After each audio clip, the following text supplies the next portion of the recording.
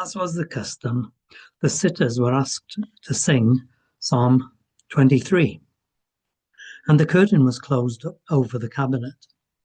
By the end of the first verse, the voice of Helen's spirit control, Albert, was heard to say, "Good evening." At the first sound of Albert's voice, in the words of Helen's friend, Mrs. Gert Hamilton, all hell broke loose. There was a bright flash of light, a sudden banging on the doors, and a man's voice shouted, "Police!" Two bodies seemed almost to fly through the air towards the cabinet in an attempt to get to it quickly.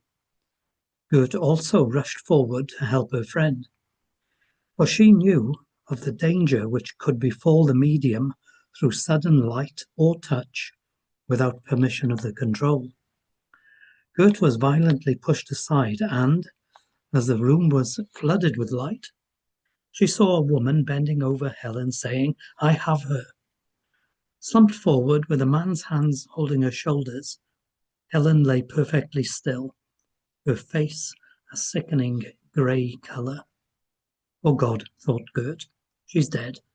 But again the voice of Albert spoke, saying, "All right, Mrs. Hamilton."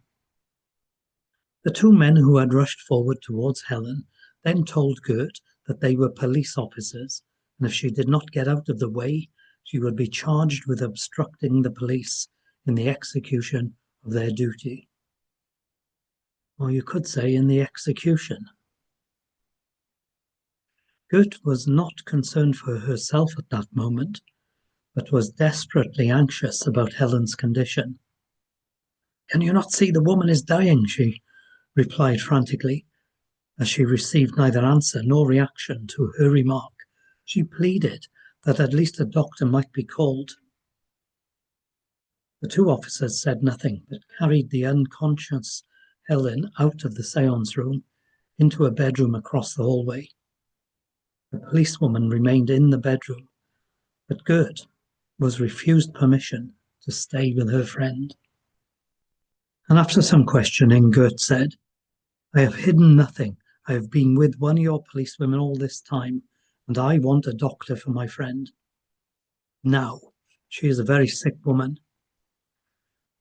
Gert turned to leave the room, and as she reached the door, she was told to call a doctor. She asked the owners of the house for a telephone directory. To the day of her death, Gert could never remember the name of the doctor she telephoned, but she was able to persuade him to come at once. When the doctor arrived,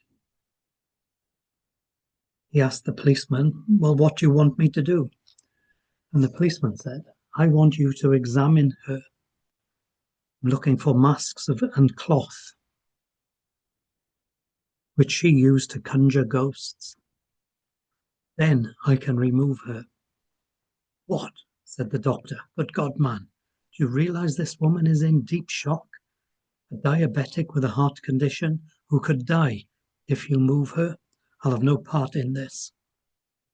Gave Helen an injection of insulin to counteract the shock and make her more uncomfortable. Gert was then allowed to see her friend and immediately asked the doctor how she was. very ill indeed," he answered quietly. "I can do no more. I'm sorry." He turned and left the room. And that was the séance that was the beginning of the end. First chapter of the book, The Two Worlds of Helen Duncan, by Gena Brealey, daughter of Helen Duncan, and Kay Hunter. Now the book is in two parts. It's 251 pages long. Part one is written by Gena, possibly with the help of Kay, in the third person, but it's got a great deal of family anecdotal evidence, statements about Helen, her life, childhood, mediumship and development, and of course the trials that so figured importantly in her life. And the second part is entitled Due Process of the Law, and that deals primarily with the 1944 trial, which ended up as a trial under the Witchcraft Act of 1735, of all things. It's a wonderful book, full of detail, which becomes evidence and answers a lot of the questions that you can have when you've previously brushed over the life story of Helen Duncan. And I say brushed over because lots of us have seen YouTube videos, documentaries. There's been even a couple of documentaries on the national TV in Britain. Lots of books, lots of entries in other people's books where they witnessed a Helen Duncan séance. I can remember reading Eric Hatton's book, and in that book, Eric's wife attended séances on the Isle of Wight as a child, which were given by Helen Duncan. And Helen Duncan's guide invited the young Mrs. Hatton into the séance room. And her parents were founders of the Spiritualist church. I think it was in Ryde, Isle of Wight. So you read also in lots of books about Helen Duncan. Most importantly, I suppose, in Maurice Barbanel's books. He did a book about the trial. He also did a book or a pamphlet about the earlier trial, which features in this book.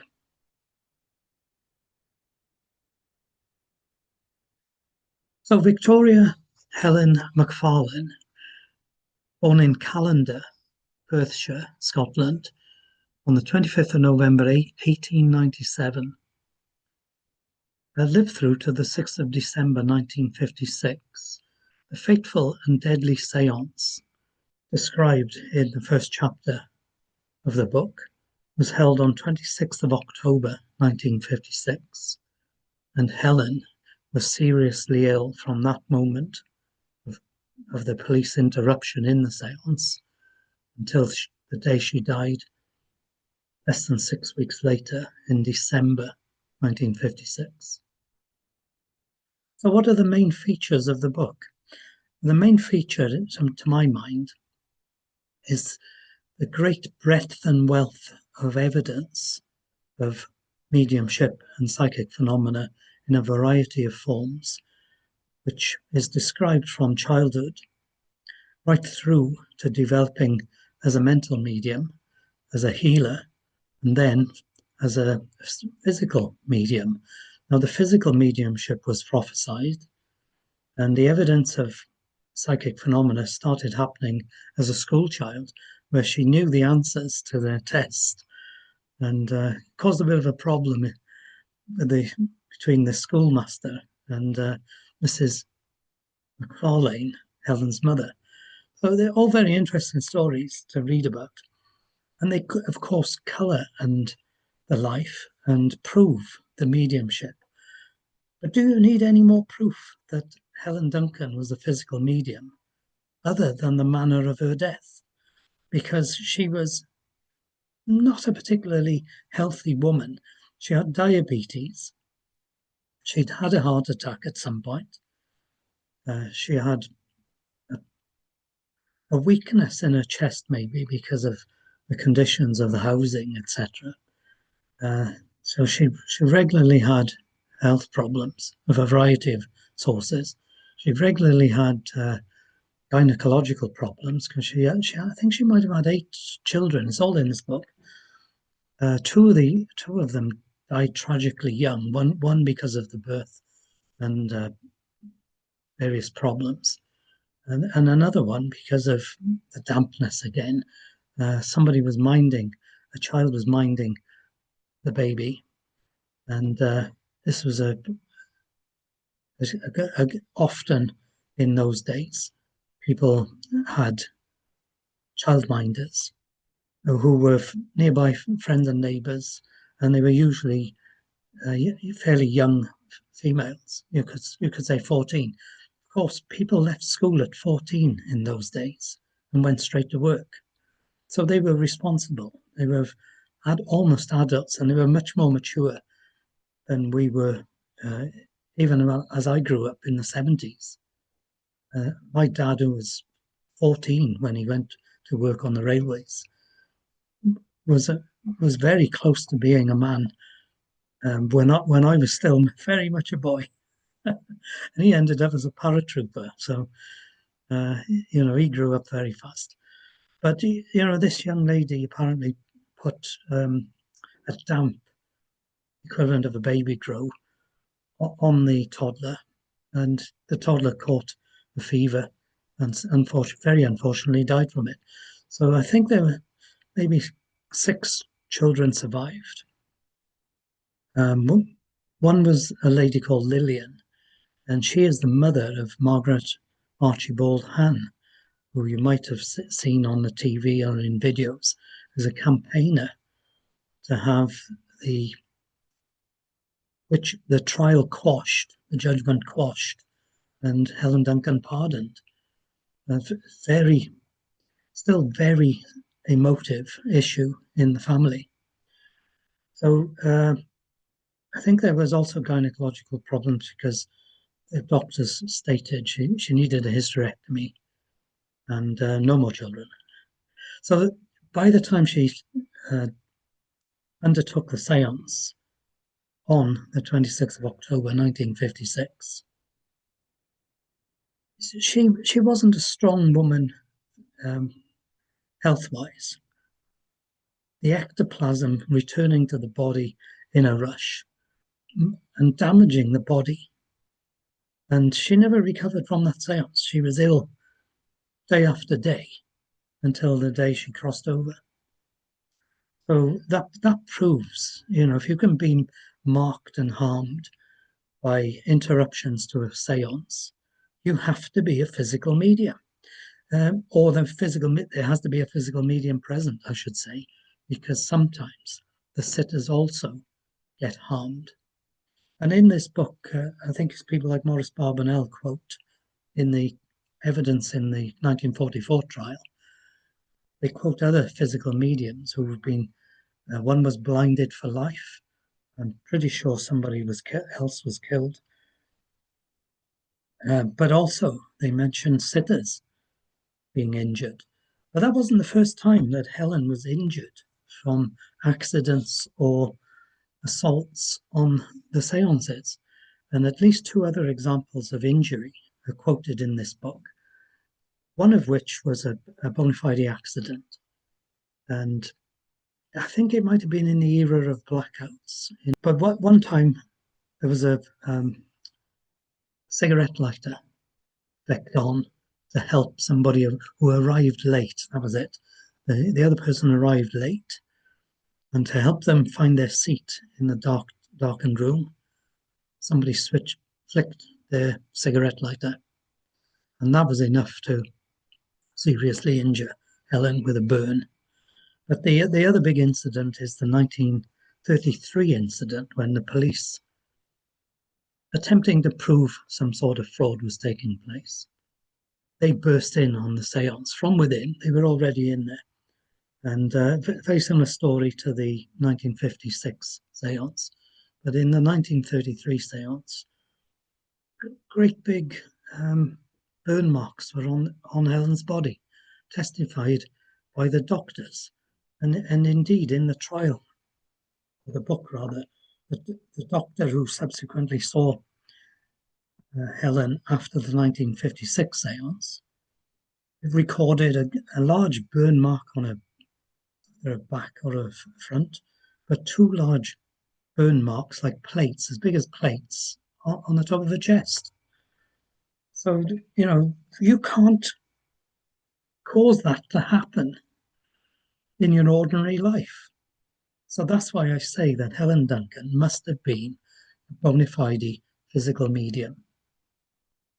And when you read the history of all her mediumship and the witnesses who testify, Hannon Swaffer was a great witness.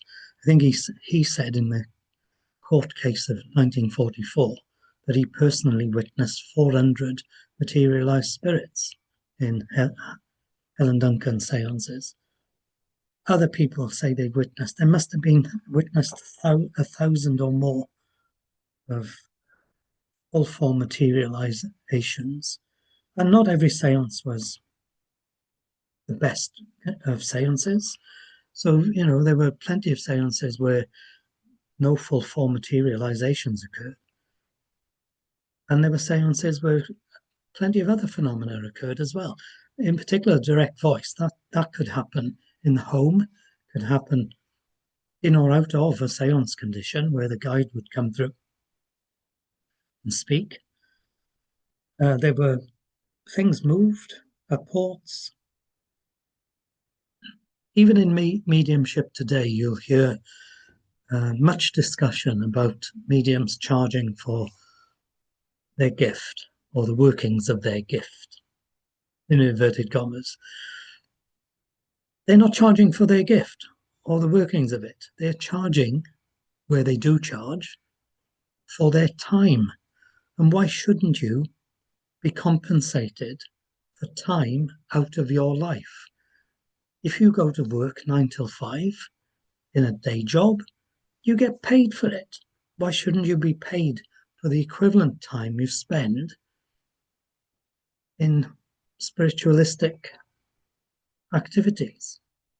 We're talking private readings, I suppose. Not all readings are charged. Countless readings are given by probably every medium for free to friends, family, people they meet. Helen Duncan is no exception to that one.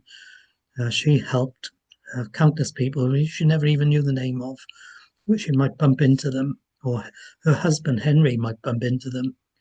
One particular case, a man was in a pub, and Henry could see he was a bit upset, and got the gist of a quick story quickly, that he was being made bankrupt.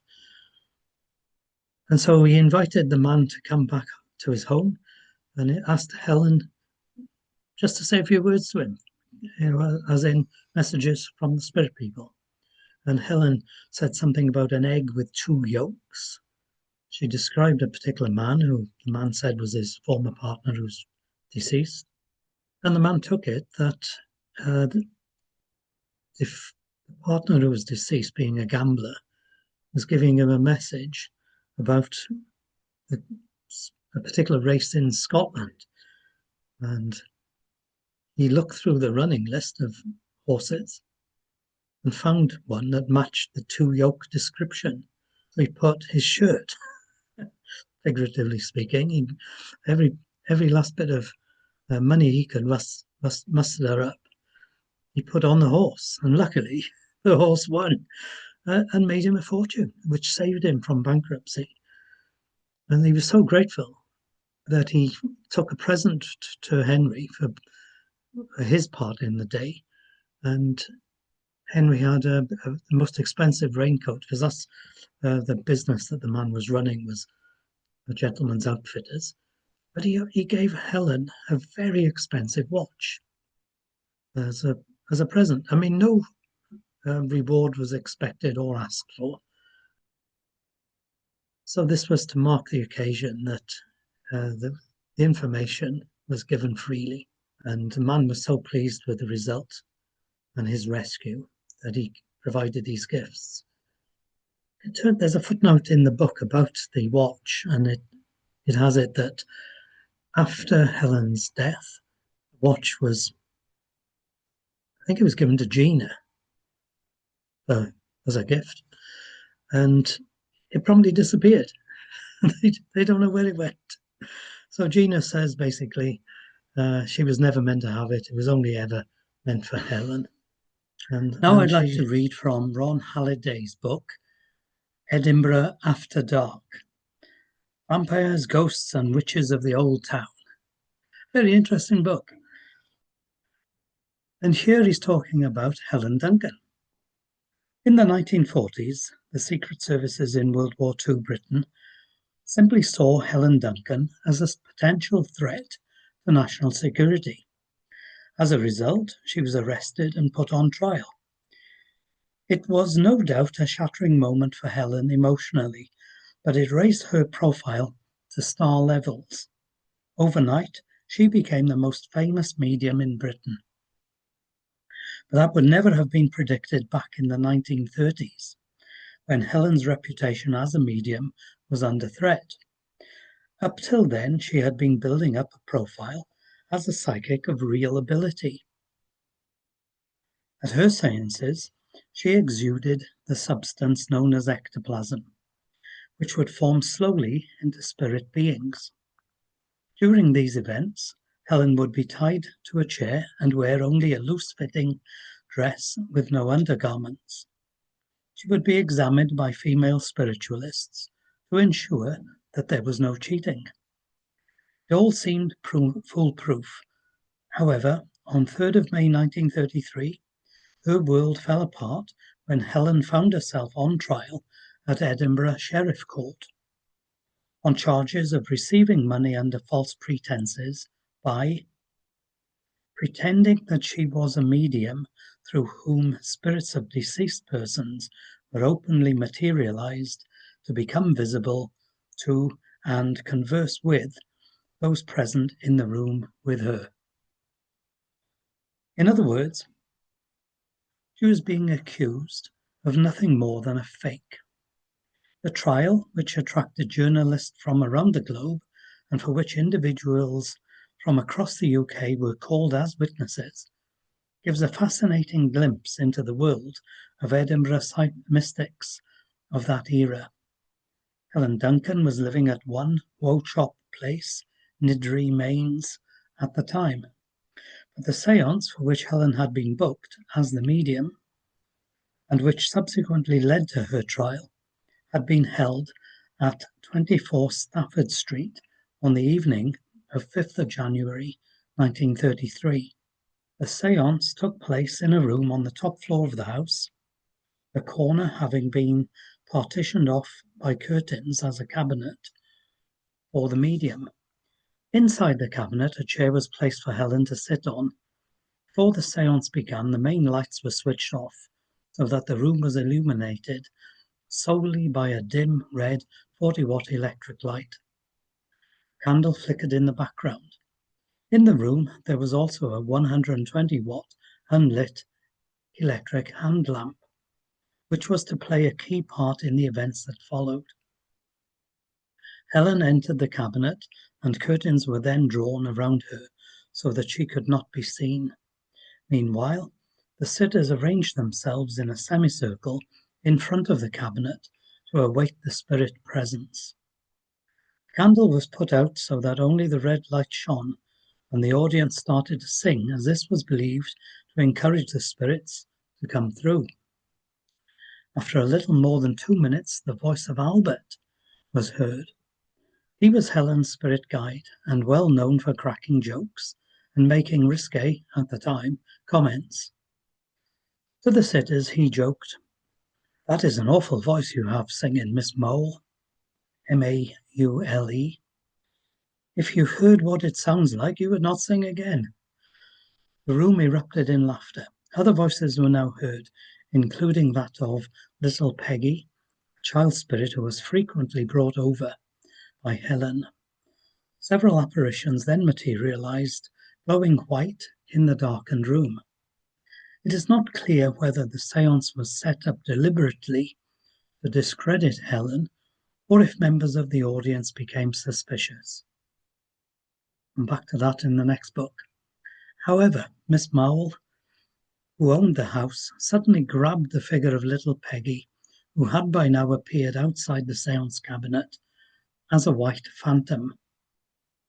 She told the trial that as she took hold of the spirit, she realized that it was no more than an object made of soft material, which tore as little Peggy struggled to break free. Miss Mowell then pushed the curtains apart while another sitter, Mrs. Mackay, switched on the powerful hand lamp. They claimed that they discovered Helen bending forward, clearly not in a trance, stuffing a white object inside her top. Helen refused a request to show what it was she was trying to hide, but eventually agreed to strip if all the men were asked to leave, which they did. She then removed her clothes, and a white stockinette vest with a hole in it fell to the floor, with a charge that this was the object she had been waving about, pretending that it was the spirit of little Peggy. Helen replied evasively, "It might have been. I'll say no." On the surface, her response appeared incriminating and led to criminal charges being brought against her. During the trial, although there was a feeling that Helen had let the side down, many spiritualists stepped forward to support her. A doctor, Mary Hutchinson of Kings Park, Glasgow, told of a test that she had put Helen through. She had been stripped naked to ensure that she was not concealing anything on her person, then given only a black shift to wear, which had been inspected thoroughly. However, even under these strict controls, Helen still managed to produce, from her mouth and other orifices, a vast quantity of the mysterious substance called ectoplasm, a thick white material which, while it is floating through the air, is used by spirits to form a body so that they can appear in human form in our world. The volume of ectoplasm Helen produced covered an area of 12 square feet. As Dr. Hutchinson told the court, nobody who had undergone the examination Mrs. Duncan underwent could have concealed such a quantity about her person. Mrs. Duncan had the assistance of some power which I cannot explain, and could produce phenomena which it was impossible to produce by sleight of hand. Evidence was given by sitters at Helen's séances of the wonderful sights they had witnessed, communication with long-dead loved ones, and even the sight of them in the flesh as they materialized in séance rooms. Even so, the case went against Helen, and Helen was fined £10. So, was Helen Duncan a fraud? There is no doubt that psychics, like anyone else, may feel pressurized to produce results when, on occasion, they may be unable to. People who visited her desperately wanted some contact with their relatives on the other side. Helen may have, on occasion, tried too hard to please. But if she was nothing more than a cheat, how did she manage to relate the sinking of HMS Barham, a wartime state secret? And why did a government in the middle of a world war set out to jail her if they did not take her psychic abilities seriously? There is evidence that, even after the war was won, police and security services kept tabs on Helen. Surely there is no stronger accolade to her psychic abilities than that. Contrast the chapter in Edinburgh After Dark with chapter 14, Accusations of Fraud, in the book by Gena. Many requests for help came to Helen by post. One such letter was from a Miss Souls, Souls, asking if Helen could give a sitting for a friend in need of comfort. If Helen could possibly come to 22 Stafford Street to give a demonstration of materialisation, she would be most grateful. As Helen knew the address was that of the Psychic Research Centre, she had no hesitation in telling Henry to write and give the woman a date. Henry acted in capacity as booking secretary, as he was more organised than Helen in the aspect of maintaining a bookings diary. Unfortunately, the date he gave to Miss Souls was one on which Helen had already accepted a booking, which she had forgotten to confirm to Henry for the diary. As soon as the mistake was discovered, Henry offered to write and cancel the booking for Miss Souls. Helen replied that this would not be necessary.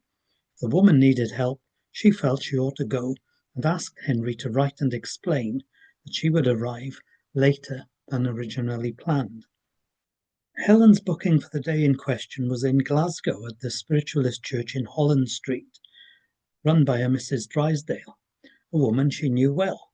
Thinking a day out would be good for Lillian, and because she wanted some company on the journey, Helen decided to take the 12-year-old Lillian with her.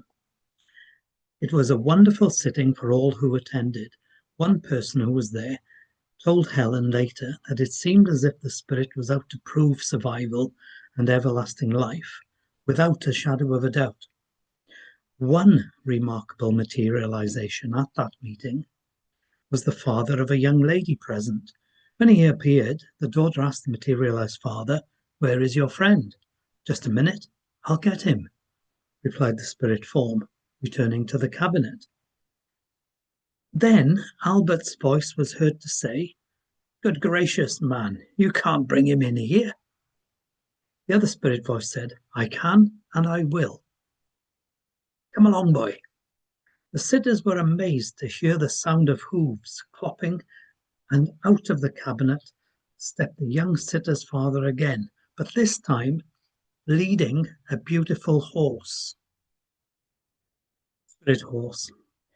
The spirit gentleman drew back the curtains forming the cabinet to reveal Helen sitting in trance in an upright chair, ectoplasm from her ears, nose, and mouth.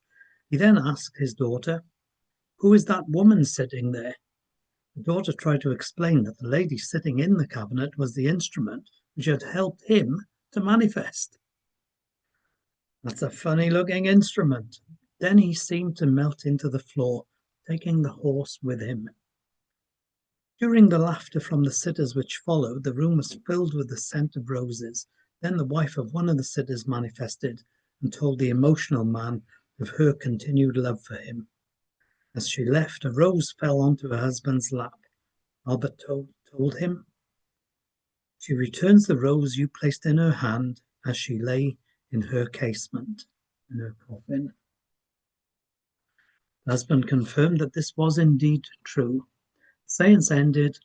Albert addressed Mrs. Drysdale and asked her to tell Helen to take great care this evening. Again, after his usual au revoir, he repeated, "Don't forget, Mrs. Drysdale. Tell Mrs. Duncan." And so there we have it. That's a séance earlier in the day in Glasgow. And they mentioned in the 1944 trial about a rabbit and a parrot coming through to be materialized. But a horse, have you ever heard of a horse being materialized and allowed to enter into the séance room? Now, there's one story in the book where a man invites a doctor into where Albert the guide invites a doctor into the cabinet. And in the cabinet, then the guide proves conclusively that he's a male, surgically to the doctor. So obviously Albert disappears at the end of the séance. He's not to be found in the room at all. So how could a woman prove that a man was present in the cabinet with her? By allowing his body part to be inspected. But man or woman, and obviously it goes also about the children manifested as spirit entities.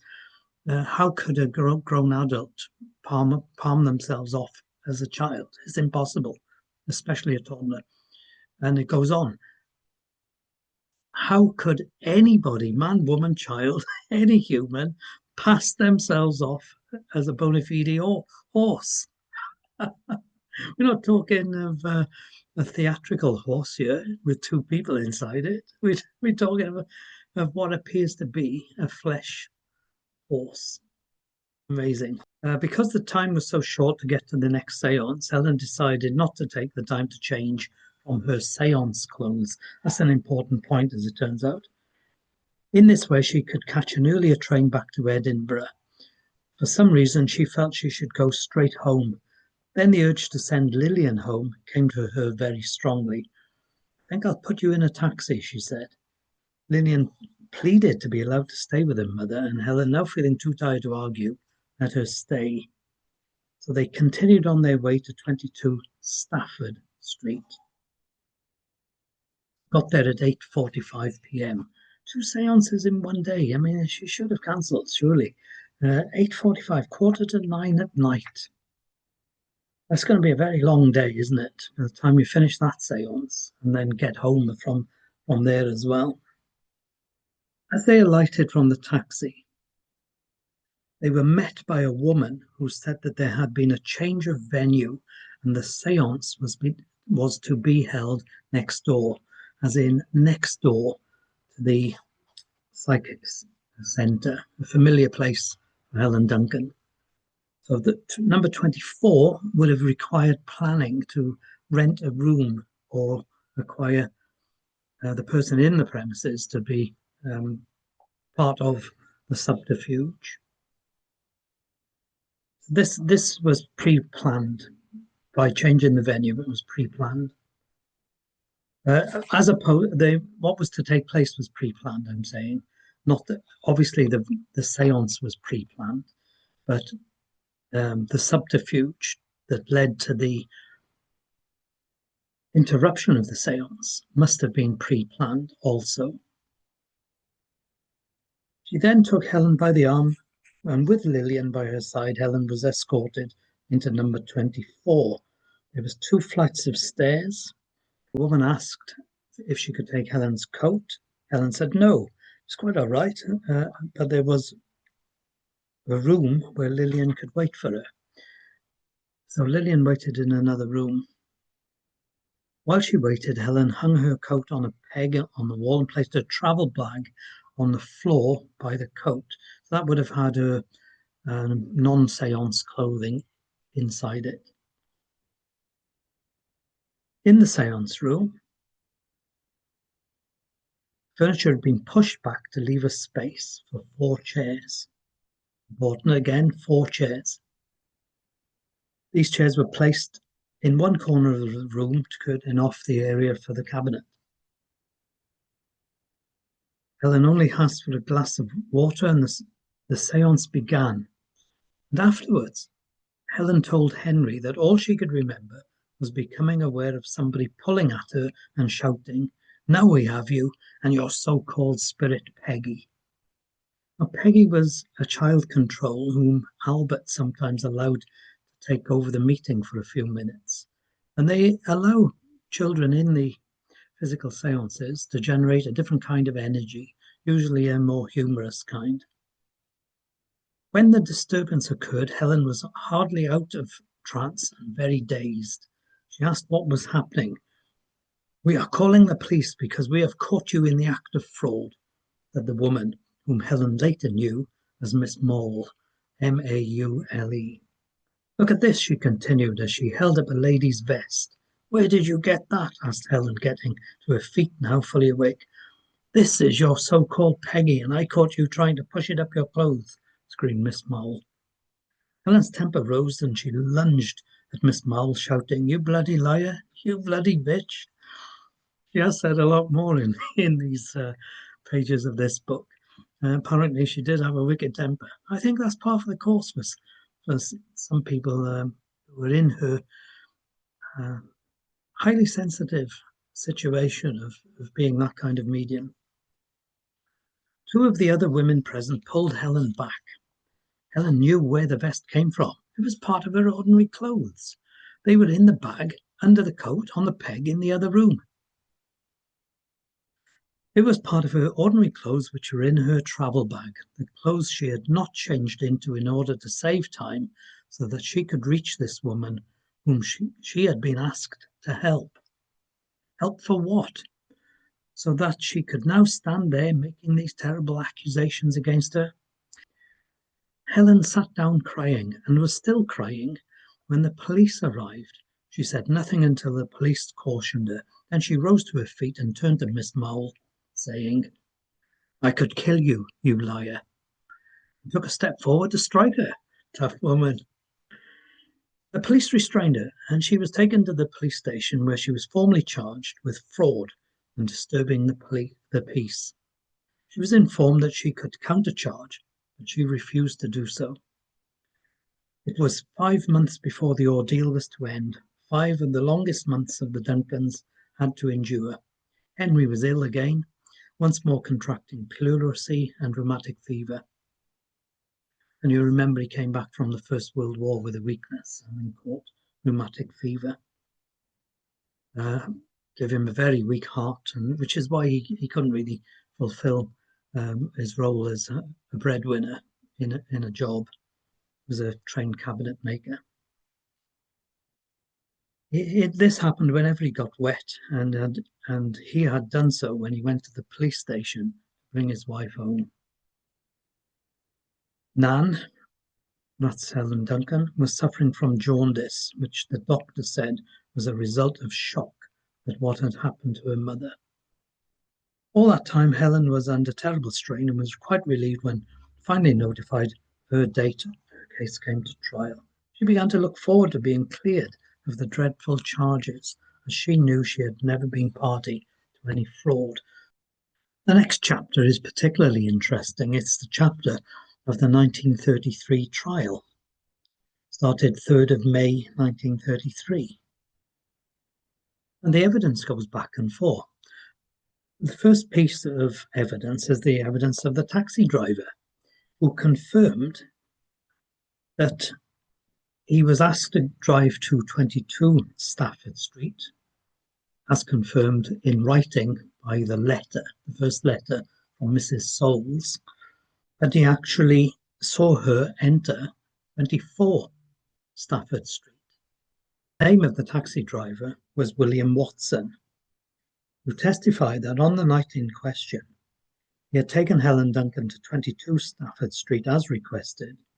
As he stopped, his passenger was met by a lady who took her to the house next door, number 24. The residence of Miss Maule, M-A-U-L-E.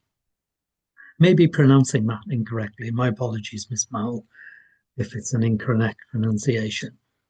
And presumably you're in spirit now, so you know the truth of what occurred between yourself and Mrs. Duncan. Mrs. Maule in the trial said that a number of people had gathered there on 5th of January. No specific number was given, although the prosecution gave the number as 8 persons. So the contradiction there is that only 4 chairs were put out. And why would 8 persons be there when it was to help one particular individual? And the prosecution only called 3 other witnesses. So if there was 8 people, where's the other 5? And Helen said that she was only ever aware of 3 women and 1 man. Miss Maule's testimony stated that the room was lighted by a 40-watt red bulb with 3 layers of cotton around it. When questioned, she insisted that this was the only illumination in the séance room. All 3 prosecution witnesses agreed on the lighting in the room, yet all agreed that they could clearly see Helen Duncan seated in the cabinet in a corner of the room. The corner was at least 3 yards from the centre where the chairs had been. Try this experiment for yourself and put 3 layers of cotton wool, you get it in sheet form, around a 40-watt bulb. It's difficult to have clear vision then in that environment. Yet all 3 witnesses testified that they could clearly see the medium in the cabinet. Miss Maule continued, saying that a voice purporting to be that of Albert opened the séance and had conversations with the witnesses. So she's either a very good ventriloquist or she's doing what she says she's doing. That is forming an invisible voice box for Albert to talk through. Under defence questioning, Miss Maule said that she entered the room. Mrs. Duncan was breathing heavily. All the sitters stated that they could still hear Helen's heavy breathing even when Albert was speaking. That is some ventriloquist act, if they're trying to say it was ventriloquism. Miss Mowell's evidence is worth examining. Both Helen and Lillian were taken up 2 flights of stairs when they arrived. On the landing at the top of the second flight, Helen asked the woman who met them, at that time she didn't know it was Miss Mowell, if there was a place for Lillian to wait. While she was waiting, she had taken off her coat and hung it on the peg on the wall, putting her handbag and travel bag on the floor. Her travel bag contained her ordinary clothes, also some small gifts of homemade jam and scones given to her by Mrs. Drysdale. Therefore, she had time to regain her breath before being shown to the séance room. To anyone knowing anything about trance mediumship, it is well known that the medium's breathing, as she goes deeper and deeper into trance, becomes laboured and continues in this way as she goes deeper into trance. Indeed, when you've heard this kind of mediumship, one of the most impressive forms of the mediumship is the spirit control over the medium's breathing. There were 2 twins. One was the medium and one was the anchor, the Geta twins. And the one twin would walk forward in a deep trance, and eventually the spirit guide Blue Mountain would come through. Now, we witnessed this lady, well, the twins themselves, because the anchor, the other twin, controlled the earthly side of things. We witnessed the twin in trance start going under control, as standing there at the front of Temple Church in Merthyr Tydfil, a place that was opened by Sir Arthur Conan Doyle. So Gena, I think her name was, Geta, stood there and the breathing started to be controlled. And apart from one session in an Aikido seminar I witnessed, I have never heard breath control like it. And I've heard quite a lot in all the seances I've attended. But in that particular instance, the spirit guide, a Native American named Blue Mountain, started the breathing, and it got incredibly loud on both the inward and outward breath. And my friend Alison, you see my YouTube video interview with Alison Rees, she also does very loud breathing on the inward breath. I just don't know how you can do it, but the spirit controls do it. It's huge. The noises and the vibration is phenomenal, as it was then on that date, and that must have been in 1994, 95 or 96. It was around about then. And I remember it to this day for the effect that it had on the room. And each in-breath and each out-breath seemed to last for an age. I couldn't keep... I tried to imitate it as it was happening. I tried to... No, I could not hold my breath and breathe out. Could not breathe out anywhere near the sound that was being created. I did witness something similar in an Aikido seminar, and the Japanese guy at the front, in the physical, not a spirit. Of course, Aikido means the way of harmony with spirit, and the key is the key of the universe, the spirit, life force. His control of his breathing was also superb and loud, and without a mic. Both these people did this without a microphone. Huge. Miss Mull testified that Albert held conversation with her and remarked that she had an awful voice for singing. If you only heard what it sounds like, you would never sing again, the guide had said. By way of reply, Miss Mull had wished Albert a Happy New Year. Talking with Albert whilst heavy laboured breathing was going on, which is breathing in the trance state, not from coming up the 2 flights of stairs. Her breathing had calmed down, but gone in laboured breathing by way of entering the trance. But none of this comes out in Michael Faraday's outline of the court case from his book, Edinburgh After Dark. But it's very plausible, isn't it? When you know a little bit about spiritualism, all this hangs together, which is the family's testimony of what happened at the trial.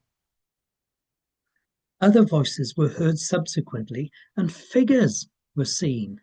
This is in the second séance now, in the afternoon. Goodness knows what they would have thought if they'd seen the horse. Did she try to tuck a horse up her jumper? Actually, séance robe. These spirit forms were held conversations with these sitters. How could you doubt what's taking place and then accuse her of fraud? Later came the form of Peggy, another spirit control, in the same way as Albert is a control. The witness asked the spirit form to shake hands with her. That witness being Miss Mull. When less than an arm's length from her, Miss Mull said in her evidence, she took hold of the figure and said, "Come here and let me see what you're made of." She said she then had a feeling of stretched material, which was instantly drawn out of her grasp. Although she clung tightly to it, it slipped out of her hands as though violently tugged away from her. The middle finger of her left hand caught in a hole, and she felt and heard a rip quite plainly. She was satisfied that she had torn the material. She instantly drew the curtains apart and said, "I have caught you, Mrs. Duncan, in fraud." Another sitter said Miss Mull then switched on the hand lamp. Now that's the hugely watted lamp, 120 watts versus 40 watts. The 40 watt one is the one wrapped around with cotton wool. The 120 watt, I expect that's a floodlight. Hand lamp flooded the room with light. This revealed Mrs. Duncan sitting in her chair cabinet, endeavouring to put a white garment up her dress. That's the ectoplasm returning, isn't it? The sleeve of the garment was hanging down several inches below her dress, which was dark brown in colour. Miss Mull then identified in court a white vest, which was produced as the garment in question. She pointed to it and said, "This is Peggy, this is the hole I made, and I hung on to it and tore it." There are many unexplained anomalies. The material slipped from her hand. Then it was violently tugged from her grasp, and this is all with a woman who was still in trance at that point. The undervest produced for identification was a lady's sleeveless vest. Yet when describing Helen Duncan trying to push it up her dress, the witness clearly stated that the sleeves were hanging down several inches. Sleeveless dress, sleeveless undergarment, a vest. If Peggy was a fraud, then why was no attempt made to prove that the spirits who materialized before Peggy were also fraudulent? Perhaps it was ridiculous to expect the court to believe that a woman of 22 stone, which was what Helen weighed at the time, could cover herself from head to foot in one vest in order to impersonate other materialized forms. Mrs. Mull continued. The accused arose and cursed and swore. When asked to show what the article was, she refused, but after pressure did undress before the lady sitters. She only agreed to do so after considerable violence. When questioned what you mean by violence, Miss Mull said the accused swore she would kill her. "You never once touched her," she said. "She was violent in language and action. She could have been killed by what took place. Wouldn't you be angry?" Nobody raised a finger to her, and we did not even raise our voices. It was then that the police were called. Helen did not dispute this part of Miss Mull's evidence. She said she was in a trance and brought out of it roughly by somebody pulling her. Confused, She asked what was happening. The reply of, "I caught you in fraud, Mrs. Duncan," further confused her. Never slow to anger, Helen replied, "You liar." By this time, she said, she had recovered from her trance state. She rose to her feet and demanded to be searched. She said, which was in direct conflict with Miss Mole's statement. Miss Mole had produced the vest, at which Helen had said, "You liar, you bloody bitch, I'll kill you for this." Joyce. To those who knew Helen well, this was what one would call a normal reaction. All who knew her were well aware of her temper and volatile nature. Those same people were also aware of how this was compensated for by the love and compassion she could also very quickly demonstrate. Helen said that she was further angered when Miss Mole said that the money charged would be handed back to the sitters. "Why?" she had asked. "I've done nothing wrong. I am entitled to that money." Miss Mole had replied, "Very well, Mrs. Duncan, you sign this receipt and you can have the money. I will keep 10 shillings for expenses." 10 shillings is 50p in modern money, 50 pence. But you can buy a lot more for 10 shillings in those days. Let's be fair. When the police arrived and Miss Mole again accused her of fraud, Helen admitted taking a step towards her and saying, "I'll bloody kill you, you liar." The police officer had put his hand on her shoulder and told her to be quiet, as she was becoming hysterical. She could have been killed. I think to be hysterical is small change. The defence asked why, if the witness felt Mrs. Duncan is a fraud, was the séance ever arranged in the first place? And the reply was that the séance with the accused had been arranged by a Mrs. Snowdon. But Miss Mole admitted that she herself had secured the majority of the sitters. She had done this because she was being continually badgered by people who wanted to experience materialisation. She had suspected Mrs. Duncan for some time, but had given her the benefit of the doubt. Despite being badgered, she still apparently thought it necessary to advertise in a local paper. It's a setup, isn't it? Mrs. Snowdon, in her evidence, stated that she had not told Helen that the séance would take place at the Psychic Research Centre at 22 Stafford Street. She denied calling at the Duncan home on the 4th of January to confirm the booking.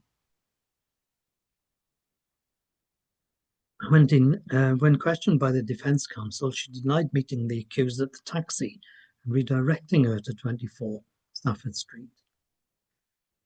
And she also denied giving her name as Mrs. Souls or Miss Souls. Two witnesses for the defence contradicted this, as they were there at the 4th of January meeting. The taxi driver also, of course. Right throughout this book, there are details of the tests, because the test seances were being stripped, being examined, and countless of those events took place. Every time that Helen did a seance, she would be naked in front of females. I'm not sure the extent of ordinary seances, whether there was internal examinations, but there may have been. And but every single time she was naked and she put the seance robe on, in the presence of two female sitters. Well, I've gone on a bit about the descriptions of that particular trial in 1933, and it goes on because the list of witnesses is huge again. To show exactly that Helen Duncan was not a fraud, that Helen Duncan was one of the most tested mediums ever, physical mediums. And, all the big names of spiritualism, there were Ernest Oakton, he gives testimony. There was doctors giving testimony. Wonderful witnesses who all describe the wonderful things they particularly witnessed with Helen Duncan. And of course, when Helen was called to give evidence, she could only give her statement up to the time she went into trance and after she was brought out of trance. But you had the 3 prosecution witnesses testifying that they saw and heard other spirit forms than the spirit child Peggy. And how did they explain Albert? I mean, he's master of ceremonies with a cultured English Oxford accent. And let's be fair, Helen Duncan came from Callander in southern Scotland. Very broad Scottish accent, no doubt. It's quite close to Dunblane, Callander, I think. And she didn't change her evidence at all, and a great cross-examining. Her evidence never faltered, and she could only say what she knew to be true. The verdict was not proven, but she was fined £10 for using bad language and disturbing the peace, she admitted to. So the verdict on fraudulent activity in the séance, not proven. Now that's different from Michael Faraday's version of the orthodox view of fraud coming out of the 1933 trial. They thought it was clear that Harry Price was behind the whole setup. Remember we said changed from 22 to 24 Stafford Street. So that suggests that the accusation was going to be levelled of fraud. It was planned in advance. They think Harry Price was behind the whole thing. It wasn't possible to prove his involvement, but they were able to prove to themselves that Harry Price was known to Miss Marwell. The prosecution statements regarding regurgitation and a second stomach were much like Price's allegations. He was the one who first came up with the idea of a second stomach, totally disproven by X-rays. He did that in London in 1931, and the family felt it was too much of a coincidence to be unprompted. It appeared to be a setup, but by an unseen hand. And we're not talking a spirit hand. There was the man who had approached Helen's neighbours asking about her mediumship. We'll read about that earlier in the book. The man who bribed Bella and Mary. And Mary, I think, was the house. It's described in the book earlier on. Basically, somebody to look after a kind of housekeeper to look after the younger children while the Duncans were travelling. So Mary was bribed by somebody in the street to produce an undervest with a rip in it, which she supplied. £10, I think the money was, which is quite a lot of money. And Bella was one of the children of the family, way too young to understand what was going on. And somebody had approached them in the street and asking questions about the mediumship when, they're not qualified to answer the questions. A tiny child and a housekeeper who could easily be bribed to say whatever they wanted to say. And she suddenly departed to London after the May 1933 séance, and she was engaged by Harry Price, paying for her help. There was the letter from the visit from Miss Souls, physical evidence of subterfuge. And that woman turned out to be Mrs. Snowdon because they met her. And Helen had been to number 22 Stafford Street countless times. There's no way did she confuse the address. Well, there we have it. And why is it important? The 1933 trial is very important in context of the 1944 trial, because the idea of fraud had been put into the public domain by the likes of Harry Price in 1931. And because of that trial, the verdict was not proven. There was no fraud proven.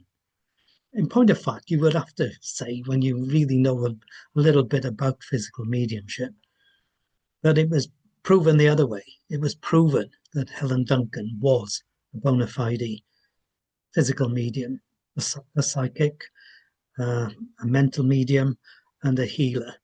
The healing work in the book, described in the book, is wonderful. Her psychic gifts are top drawer as well. Psychic doesn't prove everlasting life. That needs a medium. Every medium is a psychic, but not every psychic is a medium. To my mind, if you've got a mind, you're a psychic. And whether you develop those psychic talents or not is up to you.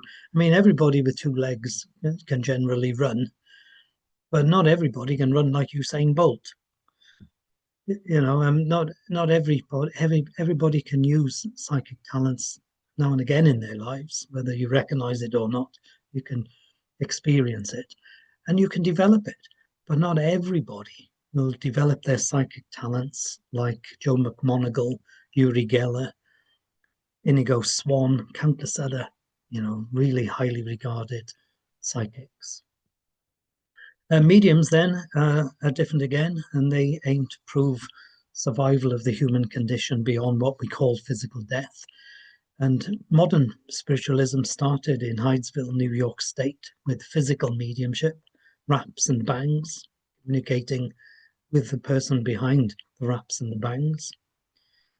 And a physical medium like Helen Duncan producing full-formed materialized spirit forms out of ectoplasm exuded from their own bodies, taken also from the sitters, taken also from natural fabric like carpets and curtains in the rooms, added to by the spirit physicists, doctors, etc., in the séance, producing these wonderful full-form materializations that you can't deny. Now, I'd like to read